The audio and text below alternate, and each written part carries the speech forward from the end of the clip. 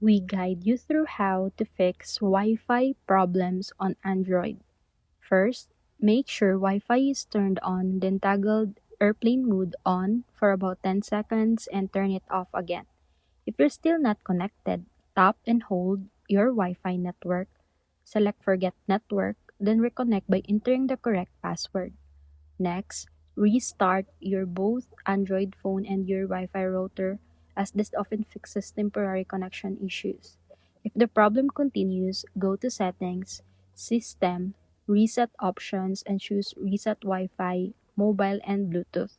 This won't delete your personal files, but it will remove saved network settings, so you'll need to reconnect afterwards.